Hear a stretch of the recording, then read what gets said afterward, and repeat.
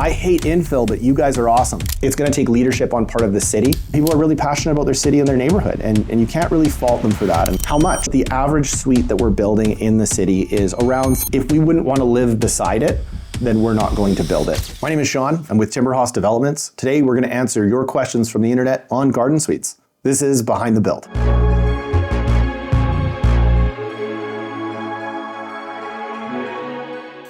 Our first question is pretty general. What is infill? So infill is the process of constructing new buildings on existing or already developed properties. We specialize in this specifically. Everything that we do, or most of the builds that we have, are within the city of Edmonton. And we're typically going in and getting the site ready for construction and then building things within those areas. Virtually all garden suites that we do are considered infill.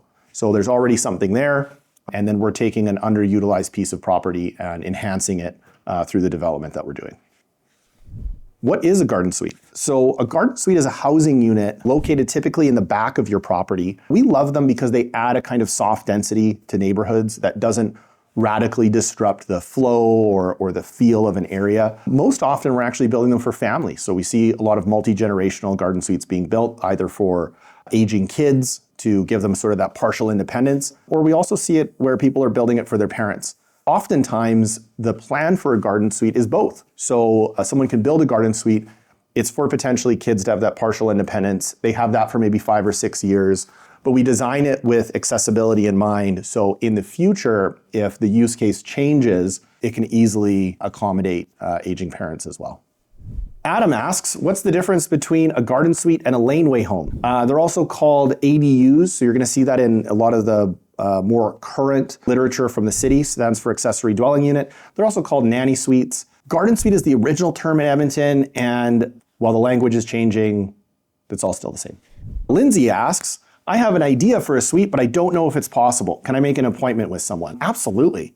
We always want to connect with people in this sort of dream phase to find out if their ideas are even allowed within the RS zone or within a garden suite itself. Garden suites can be used for a lot of different things. It doesn't necessarily have to just be, let's say, multi-generational or rental. You're actually allowed to do home-based businesses, and there's a few other use cases that are allowed within the zoning that are pretty exciting.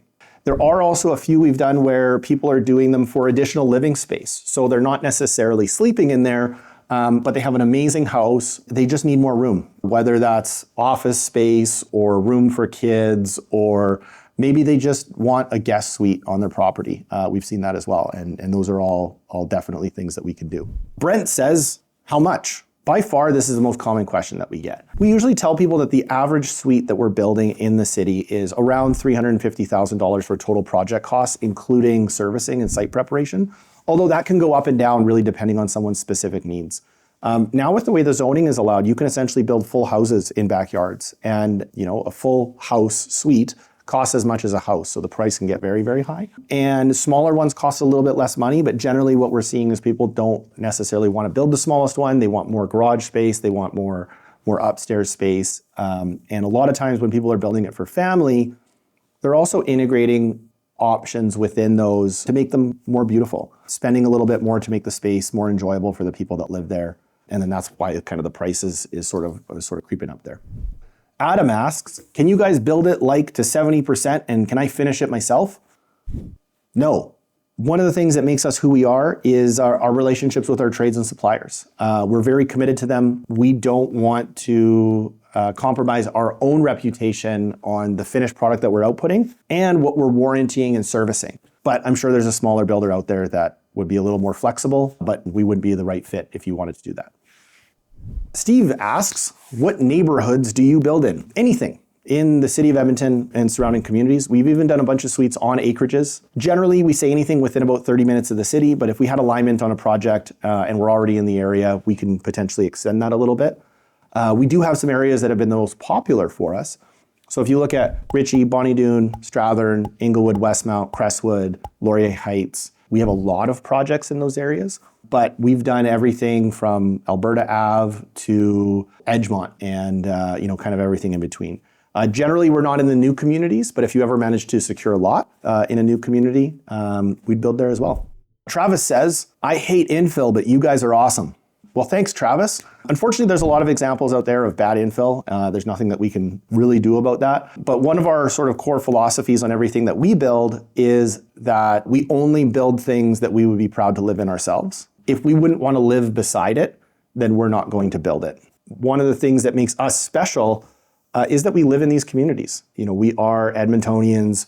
We do live in the core of the city, and we do care about what's going on around us. People are really passionate about their city and their neighborhood, and you can't really fault them for that. And I think in the discussion as a builder, one of the things that we always try to do is act with empathy, because people have an attachment to their home and where they live. So oftentimes we'll do one house.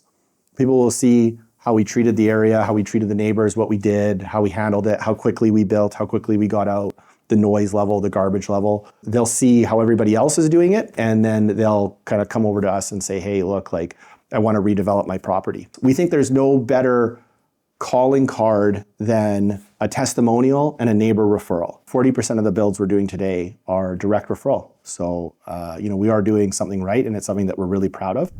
Garth says, holy shit, this is in Edmonton. This is in regards to the Grove. It's one of our original suites, and yes, it's in Edmonton. At our core, we believe that Edmonton deserves well-designed and well-built garden suites and custom homes. Our goal is that people look at our stuff and have that holy shit moment. I get excited about the development happening within our city. Laura says, I wish the city of Ottawa allowed these. They are awesome. More and more cities are actually changing their zoning to allow these, and Edmonton is actually the leader in our zoning on garden suites. And while I'm not very familiar with the zoning in the city of Ottawa, I do believe they actually have done some changes recently, and they actually followed a lot of the template that was created in Edmonton for development in Ottawa, which I think is pretty cool. Ali asks, can I build a garden suite on my property? Probably yes. So most people don't know that garden suites are actually allowed on almost 80% of all properties within the city of Edmonton. And it's not just the RS zone. A lot of the newer areas, garden suites are allowed as well. Now, most properties are zoned RS. It doesn't mean all properties are zoned RS. In order to check that, the city of Edmonton actually has a great tool called Slim Maps, SLIM. You can Google it, just go Slim Maps Edmonton. Enter your property address on there, and it'll actually confirm your zoning information. There's a lot of other additional useful information that's freely available to you, so you can check yourself on that tool. You can verify your property size, which is useful for determining your site coverage requirements or site coverage allowances. And if you want to learn about your zone, that tool actually has direct access. You click on your zone, and the whole entire zone will come up with all of the details on it. They try to make it as user-friendly as possible, but it is a little dry. Often we encourage people, confirm your zone, confirm the size of your lot, and then give us a call, and we're happy to talk to you kind of through whether or not you can build a garden suite on your property. Lance asks, what's the biggest garden suite I can build?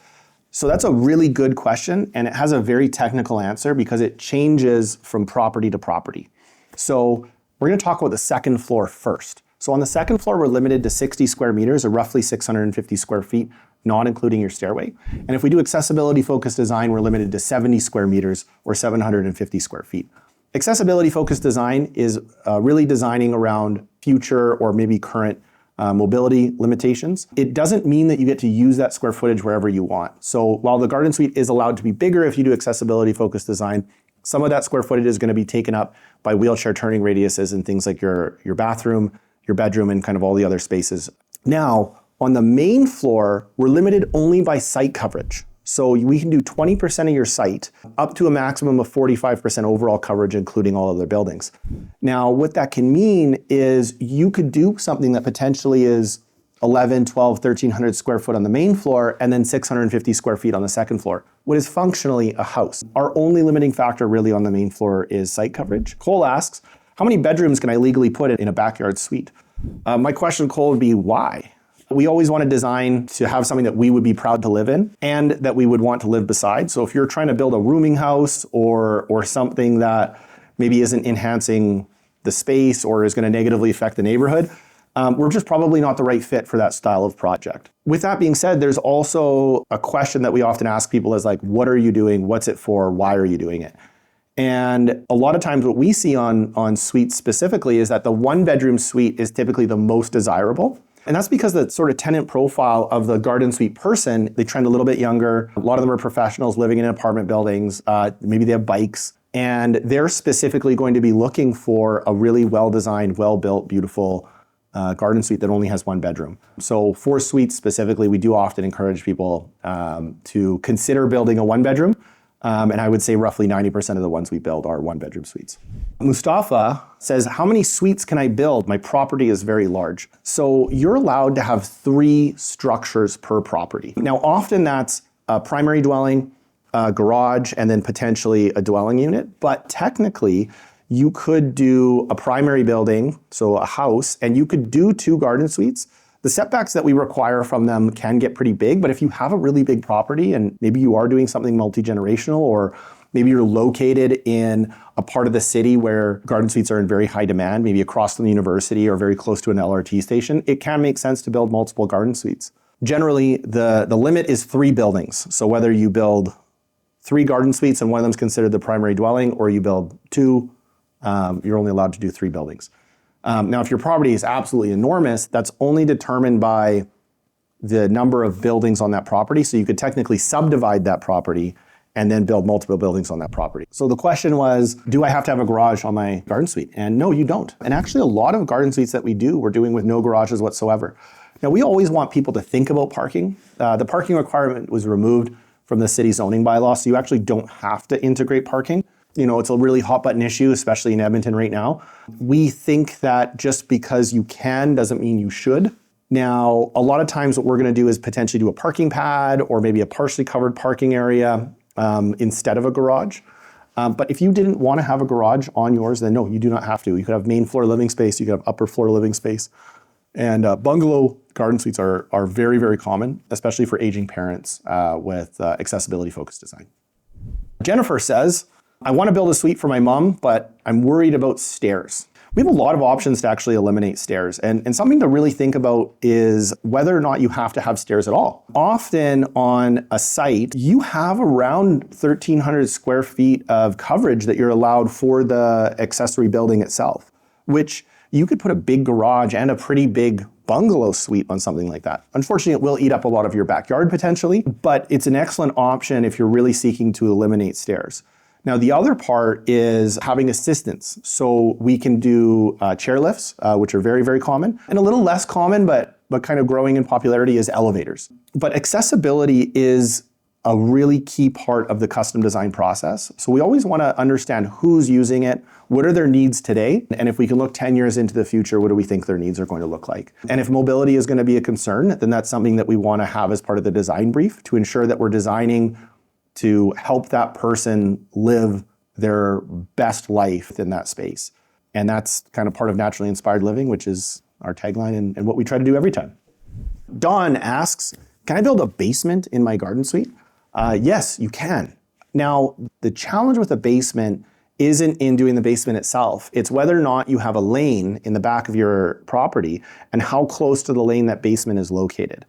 Now, if we push the garden suite all the way back to our setback minimum, we then have to account for a lot of additional shoring for the heaviest vehicle that's going to traverse through that lane, which is typically going to be a garbage truck.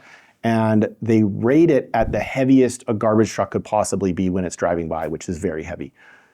If you want to do a basement, oftentimes sticking the garden suite all the way at the back of your property is not the best option, and you do need to pull it deeper into the property itself, which now potentially is going to be taking up valuable backyard space. So yes, you can build a basement. They're not very common. We don't see them very often because the shoring requirements are so great, so that we don't have a garbage truck sliding into your basement if it happens to go by.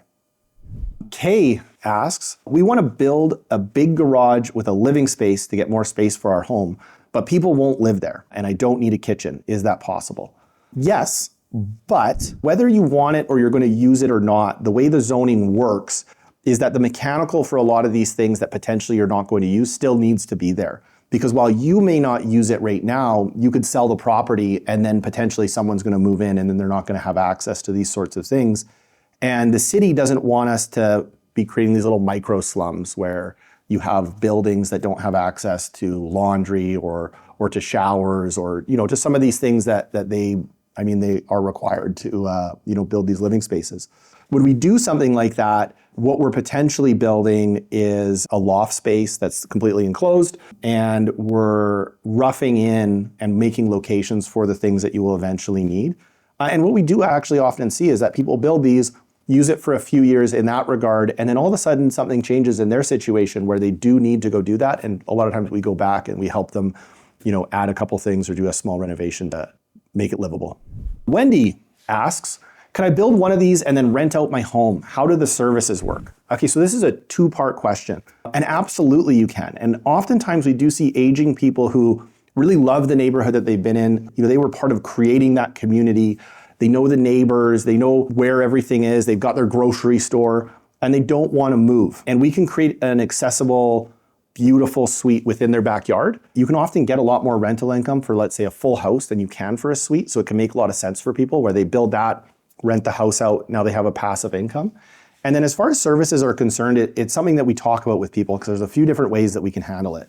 Now, usually we recommend keeping everything under one service. The reason for that is that transmission charges keep going up and up and up. The more connections you have to city services, the more connection fees you pay. And while the property is going to be under one title, you're essentially going to be accountable for those, whether it's rented out or not. So it depends who's renting it out. The flip side of that is if you keep it under one service and now all of a sudden someone's using too much power or water or whatever, how do you manage that? There are some sub-metering options that you can do if you are concerned about it, and that can potentially be a recommendation that we have if you are going to convert it to rental. The long answer is the services can work a lot of different ways, and it's really going to depend on how you want to manage that on what we're going to recommend. Setting it up for completely separate services does cost a little more, so it's something that we just want to talk about to make sure it's the right fit for you before we kind of go down that direction.